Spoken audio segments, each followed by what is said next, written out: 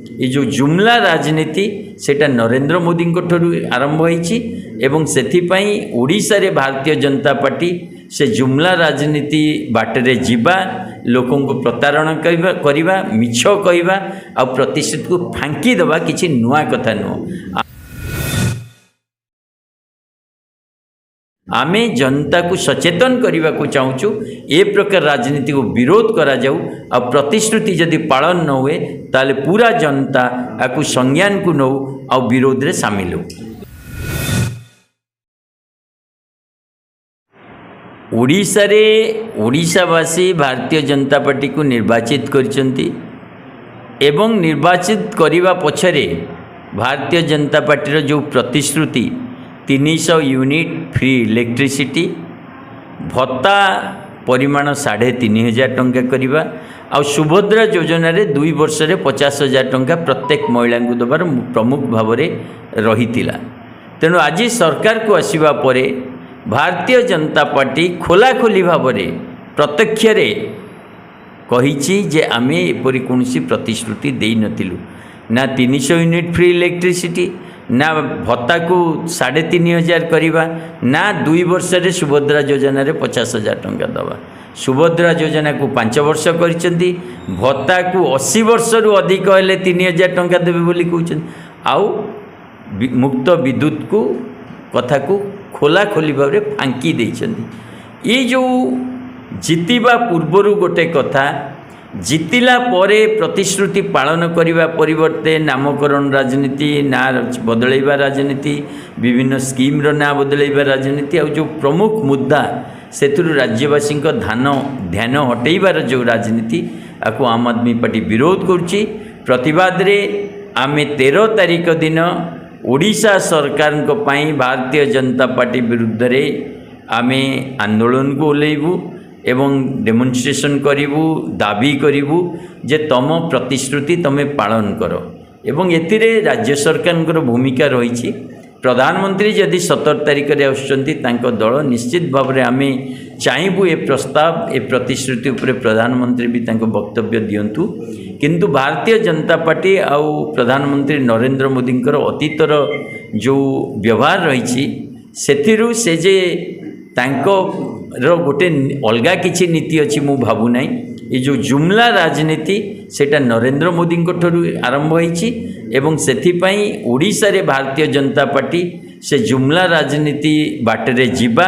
लोकों को प्रतारण करवा मिछ कहवा आ प्रतिशत को फांकी दवा किछि नुआ कथा नुह। आमे जनता को सचेतन करने को चाहूँ ए प्रकार राजनीति को विरोध करा जाऊ आ प्रतिश्रुति जदि पालन न हुए ताले पूरा जनता आपको संज्ञान को नौ आ विरोध रे सामिल हो। देखो सीधा सड़क भाव ये सरकार एपर्यंत पाद थापिनी निज प्रतिश्रुति ओहरिबा को चेष्टा करुच्ची एवं लोक माने पूरा ओडिशा रे सबू माने कटिंग एक्रॉस पार्टी लाइन लोक बुझीचंती जे सरकार एपर्यंत शासन करवा जानी नाही कहीं ना गोटे फ्लैगशिप प्रोग्राम सुभद्रा योजना तमें लॉन्च करुच और लॉन्च कलापर जो परी भाव में भिड़ जो परी भाव में तमें जो सेंटर गुड़ाक अच्छी सहायता सेंटर ताकू कौन सी जोगाजोग नक निर्देश नदे तापाई गाइडलाइन न करी छाड़ीदेल जे सबू जो सिटीजन सेंटर अच्छी जोटी तमें कंप्यूटर माध्यम रे एंट्री करिवो सेमानंक पाई व्यवस्था न करी गोटे जो प्रकार भाव में लोक मानक भितरे विभिन्न प्रकार मिस इनफॉरमेशंस देई राति राति लोक अनिद्रा रही फॉर्म फिलअप करने दौड़ा ही बाड़िया पिटा ही जो प्रकार करुँच एथुर गोटे कथा स्पष्ट जे सुभद्रा योजना घोषणा करने पूर्व सरकार प्रस्तुति नहीं जेमती डिमोनिटाइजेशन पूर्व मोदी सरकार प्रस्तुति नथिला देश में अनेक लोक हैरान हेले राज्य में सही घटना घटुची। तेणु ये जो भारतीय जनता पार्टी ये योजना करवा आ योजना प्रस्तुति करवा ए कथाटा आज पर्यंत शिखिपारा नहीं। तेणु आम अनुरोध करुचु आम आदमी पार्टी तरफ जे राज्य सरकार यार संज्ञान नियंतु तुरंत टेक्निकल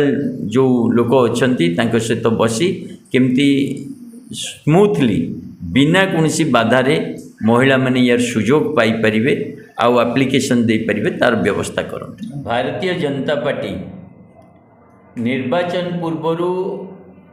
खोलाखोली भाव में प्रतिश्रुति देइथिला 300 यूनिट फ्री इलेक्ट्रिसिटी प्रत्येक परिवार को दिज्व एवं भत्तार परिमाण 3500 टंका को वृद्धि करा आ सुभद्रा योजना रे प्रत्येक महिला को 2 वर्ष रे 50,000 टंकार सहायता दिज्व स्वाभिमान सह बंचापी। ये जो प्रतिश्रुति से ओडिशार जनसाधारण मोहर मारी एवं भारतीय जनता पार्टी सरकार ओडिशा रे आसीथिला। मात्र सरकार आसीबा परे भारतीय जनता पार्टी सीधा सड़क भाव खारज करदेला जे आमे एमिति कोनोसी प्रतिश्रुति देई नथिलु ना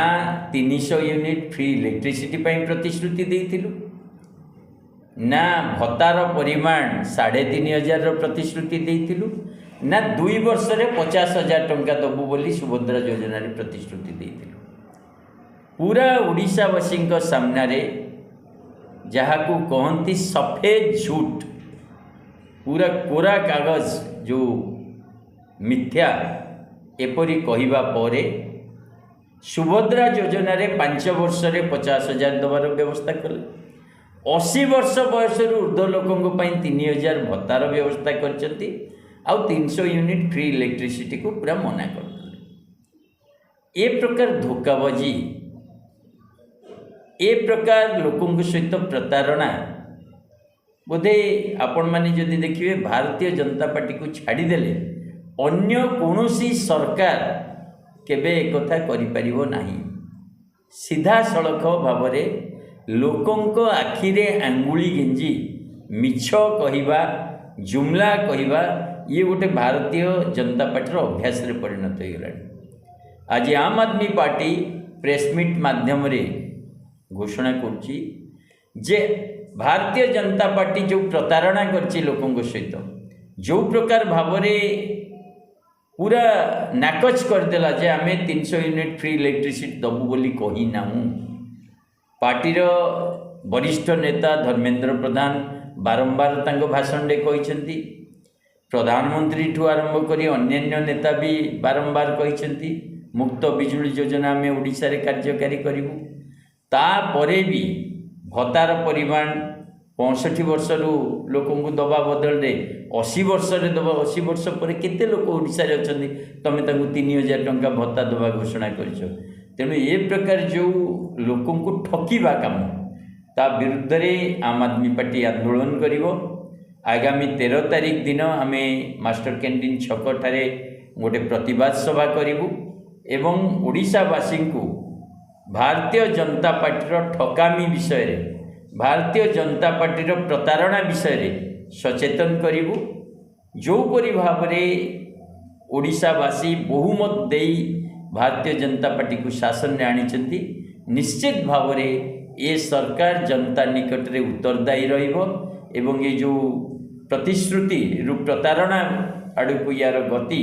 ता उपरे जनता आगामी दिन रे जवाब दब।